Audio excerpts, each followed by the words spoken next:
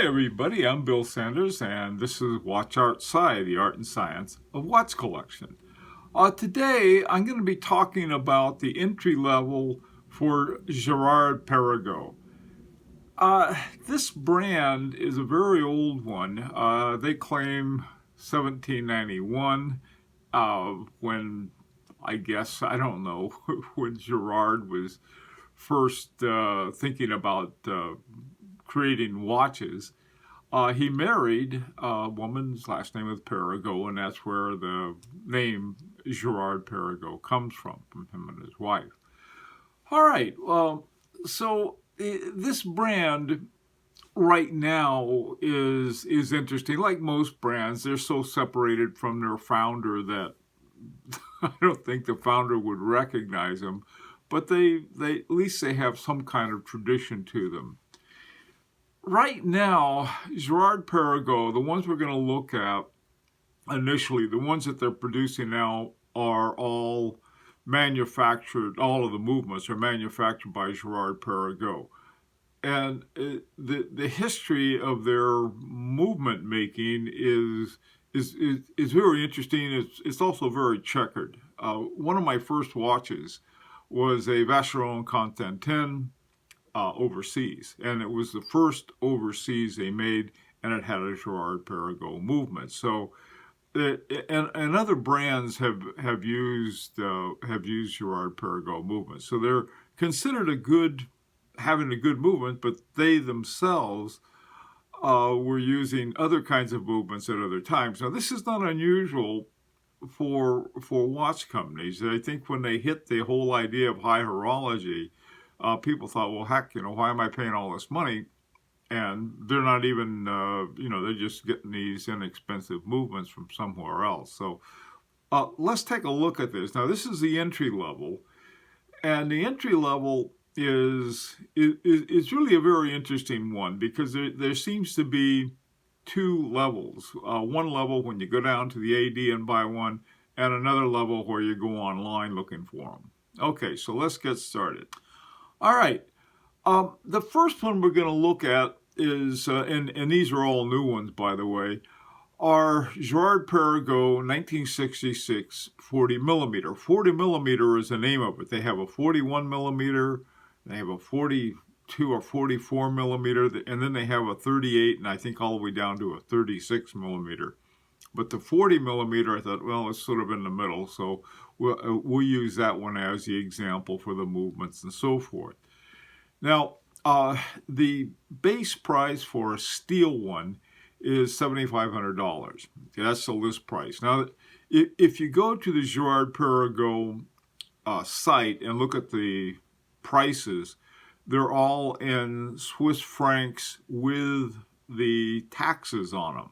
And I think their taxes are around 9% or something like that. So I had to figure out, sort of reverse engineer them, and this is as close as I could come with a dollar amount without the tax on them, having converted them from Swiss francs. So all of throughout where they're Swiss francs converted to dollars, this is what we have. Okay. Now, the gold version of the same one is $16,240. And the reason I looked that up is that where you're talking about, this is sort of the top of the line for entry level. Okay, it's not the top of the line, actually. For entry level it is, but not nowhere near the top of the line for Girard-Perregaux. All right, now this has got, to me, it sort of looks like the Patek Philippe Calatrava, that type of thing, or the Vacheron Constantin Patrimony, that sort of a nice, clean, classic watch.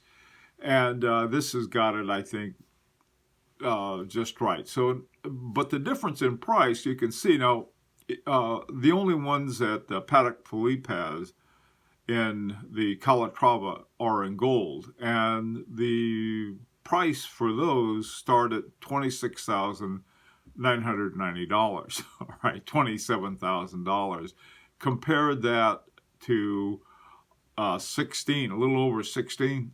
$28,000 in gold for this basically the same type of watch in Girard-Perregaux. So one thing about Girard-Perregaux, even their gold versions are pretty much of a bargain. Now, $7,500 for any watch is a lot. Okay, so don't get me wrong here. This comes with a black gaiter strap and a pin buckle. Now, the thing about Girard-Perregaux that you can find a lot of is that they're very much discounted. I found a discounted 1966 40 millimeter for $5,874. So, you know, you can find them discounted. This isn't like your Rolex and your Patek Philippe and Vacheron Constantin and Audemars Piguet, where they really have pretty good control over what people can charge for them. Here, not so much. And that's a good thing for collectors. Okay, that's the important thing to understand. All right, the movement is called a GP for Girard-Perregaux, 3300, and then it's -0030. Now, one of the things we're going to see in all these entry-level watches, they all have the same basic movement, and that's the 3300 00. All right, it's self-winding mechanical movement, and they run at 4 hertz, 28,800 vibrations per hour.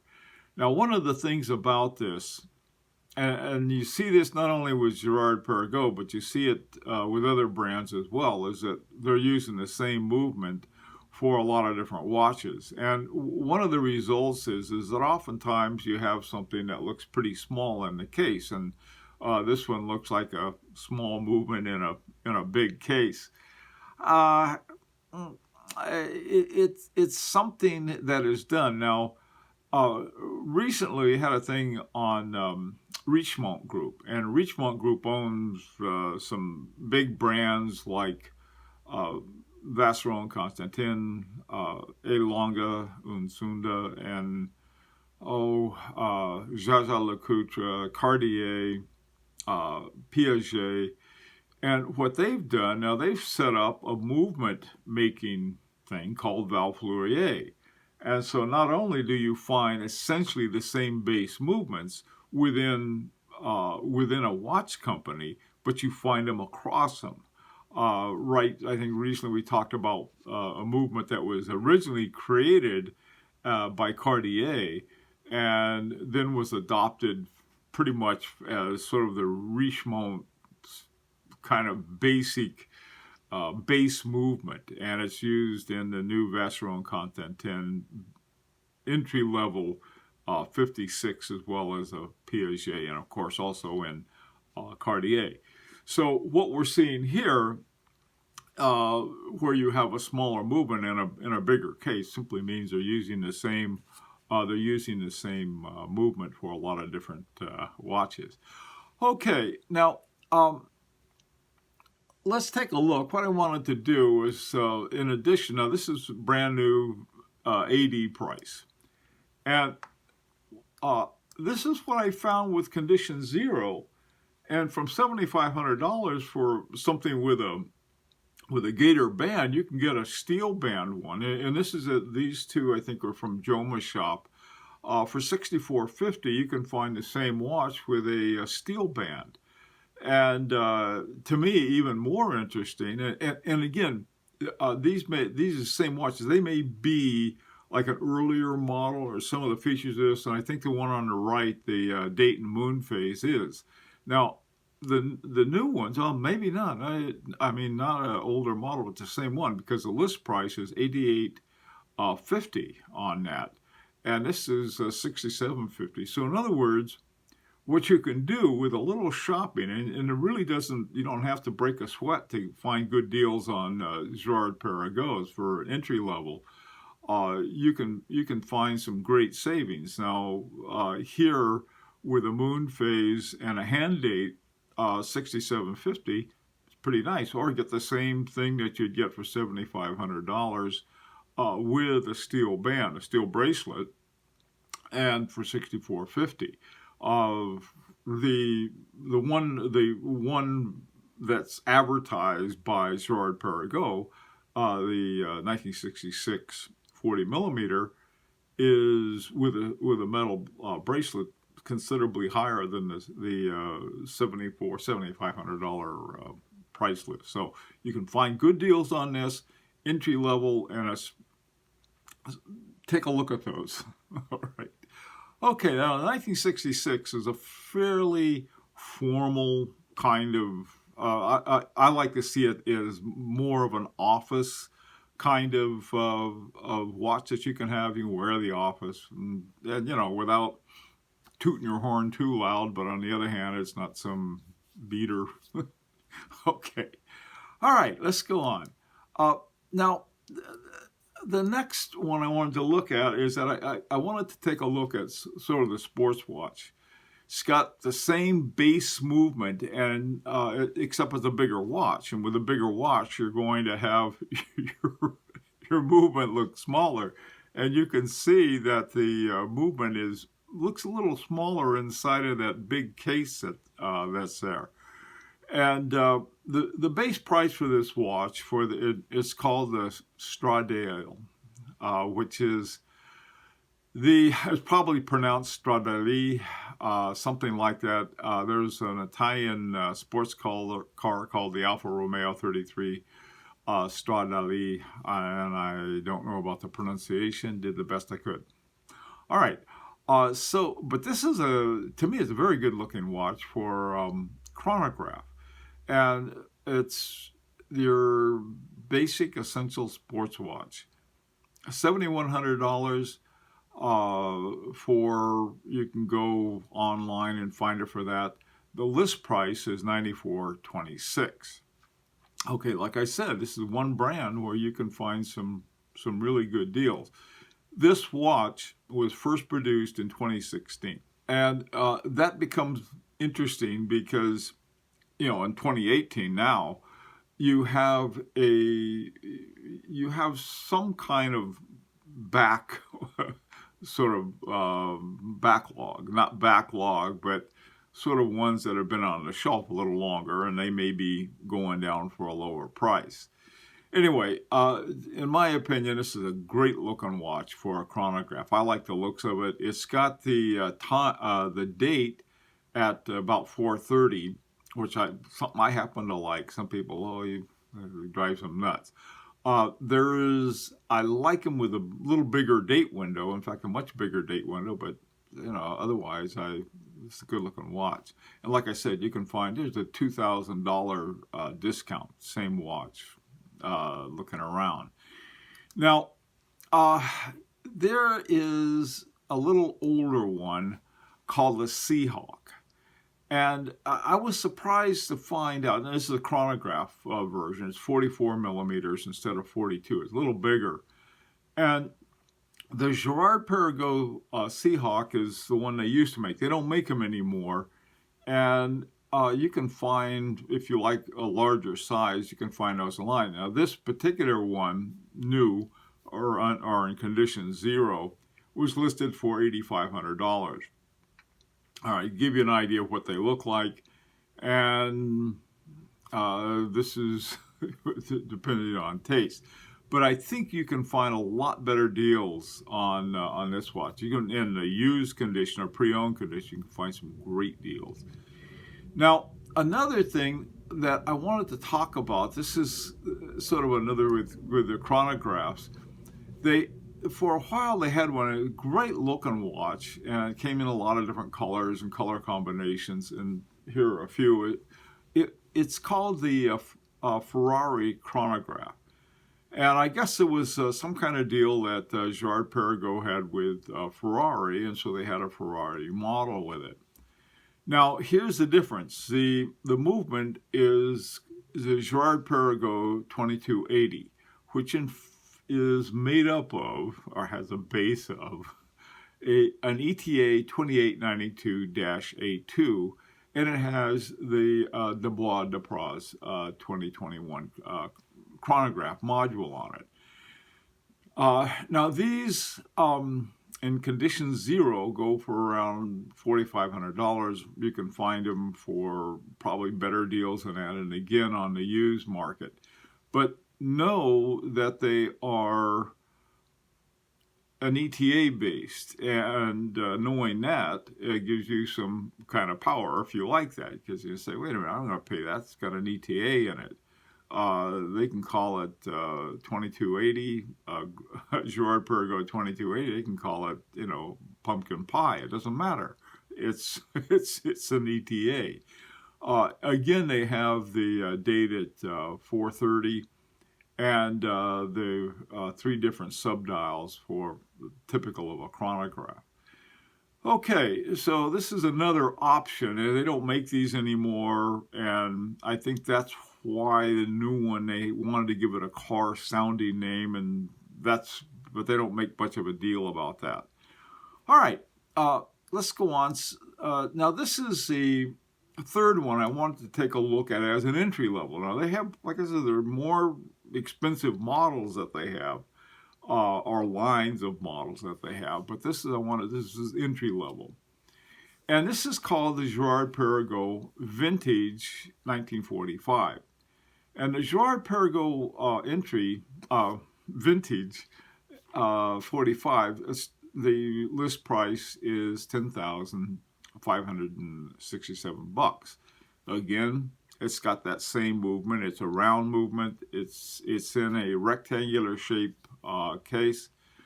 In my opinion, it's a great looking watch. They have it in blue, they have it in white, and they have it in black. I like the blue one. And one of the things about this is that the case is curved. It's contoured to the wrist. So that's another sign of a really good watch. It's not just some off-the-shelf case they grab, flat case, but rather it's curved a little so that it's a little more comfortable on wrist. By the way, speaking of which, I've got 2 watches on today. I have my Vacheron Constantin Chronomet Resonance, and I have my Parmigiani Colpa Grande XL. All right, just wanted to mention that. This too, as you can see, this has got some contour in it as well. That's how come I remembered it. Yeah, this one's contoured. All right, now here with vintage watches, you can find some fantastic, I think, are fantastic deals on Girard-Perregaux. Here's one I found. It's a 1945 Girard-Perregaux Vintage 1945 with a steel bracelet, new. This one was from 2012, and it's listed. I found this one for $3,472. Now compare that to $10,000 without a steel bracelet, and that's to me it looked like a great buy.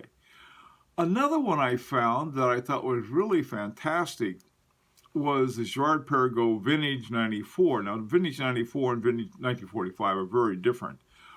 This one was listed in gold, 18 karat yellow gold, for $46.46.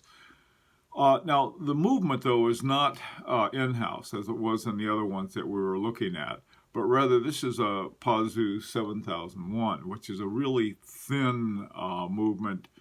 It's now owned by ETA, whether it was when this was made in 94, I'm not positive.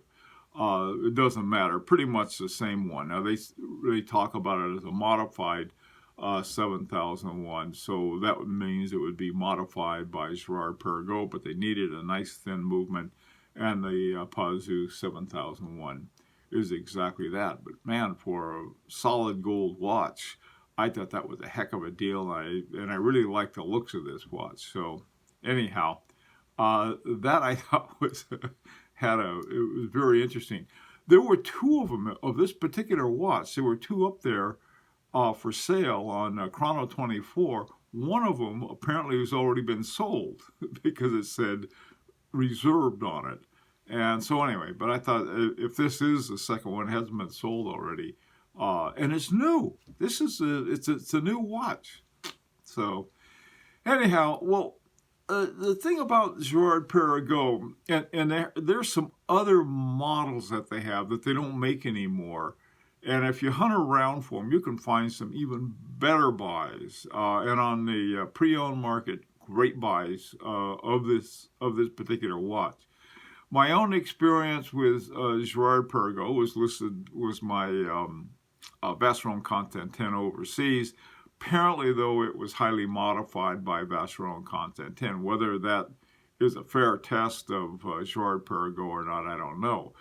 But for an entry-level watch that is, I'll put it this way, it's somewhat high horology. It's one of those on the high horology sort of tier.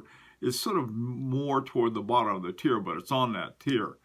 Some of them may drop into standard or strong horology, but for the most part, it's sort of like a lower part of the high horology tier. Interesting brand, some great deals on it too. So anyway, well, listen. As always, I'd really like to hear from you. What do you think? Maybe you own one already, and you can any comments you have about that, I'd like to hear. And until Sunday, this is an invitation to subscribe if you like to. So until Sunday, this is Bill Sanders for Watch Art Side, the art and science of watch collection.